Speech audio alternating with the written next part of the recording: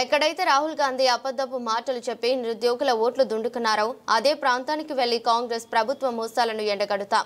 తెలంగాణ జాగృతి అధ్యక్షురాలు కల్వకుంట్ల కవిత. ఎక్కడైతే రాహుల్ గాంధీ గారు వచ్చి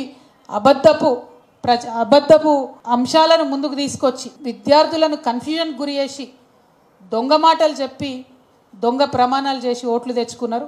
ఆ తర్వాత కనీసం హైదరాబాద్కు రాకుండా పారిపోయినటువంటి సందర్భం. ఈ 2 ఏళ్లలో ఒక 100 సార్లు అడిగినాం మేము రాహుల్ గాంధీ గారి గురించి. మీరు కాన్స్టిట్యూషన్ పట్టుకొని తిరుగుతా అన్నారు రాహుల్ గాంధీ గారు. ఇక్కడ బీసీలకు 42% రిజర్వేషన్లు అన్నారు, ఇస్తలేరు. కనీసం ఈ మాట మీరు పార్లమెంట్లో మాట్లాడమంటే రాహుల్ గాంధీ గారికి నోరు రాదు, సోనియా గాంధీ గారికి నోరు రాదు, ప్రియాంక గాంధీ గారికి నోరు రాదు. ఇక్కడ వీళ్ళు బిల్లు పాస్ చేసిండ్రు, ప్రెసిడెంట్ దగ్గర ఆగిపోయింది. కనీసం ఒక్కసారి మీరు బడుగుల పక్షాన పార్లమెంట్లో వాయిస్ రేజ్ చేయండి అంటే వాళ్ళు ఎవ్వరికి కూడా నోరు రానటువంటి పరిస్థితి. ఇక్కడున్న నాయకులు మాయ మాటలు చెప్తూ ఉంటారు. ఢిల్లీలో జరగాల్సిన పనికి వీళ్ళు గల్లీ మాటలు చెప్తారు తప్పితే ఢిల్లీలో పరిష్కారం ఎట్లా చూపిద్దామని మాత్రం ఆలోచన చేస్తలేరు.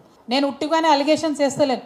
ఈ 2 ఏళ్లలో చేసిన అనేక పోరాటాలలో ఎక్కడా కూడా కాంగ్రెస్ పార్టీ యొక్క ఢిల్లీ పెద్దలు మనకు కలిసి రాలేదు. ఇక్కడ అధికారంలోకి వచ్చిన తర్వాత కంప్లీట్ ఇగ్నోర్ చేసిరు మనని. కంప్లీట్ తెలంగాణ ఇంట్రెస్ట్లు, అందులో తెలంగాణ పిల్లల ఇంట్రెస్ట్ కంప్లీట్గా ఇగ్నోర్ చేసిరు. అందుకోసమే ఇవాళ బలంగా ఒక స్టాండ్ తీసుకున్నాం. ఖచ్చితంగా నిరుద్యోగుల పక్షాన్ని నిలబడతాం. టీజీపీఎస్సీ ప్రక్షాళన జరిగేంత వరకు కూడా వెంటబడతాం.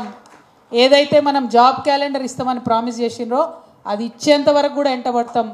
ఈ జీవో 29 ఏదైతే రిజర్వేషన్లన్నీ తీసేటటువంటి కుట్ర కాంగ్రెస్ పార్టీ చేస్తూ ఉందో అది రద్దు చేసే వరకు కూడా వెంటబడతాం. ఏ ఒక్కరిని కూడా వదిలిపెట్టాం. ప్రజాక్షేత్రంలో నిలదీస్తూనే ఉంటాం.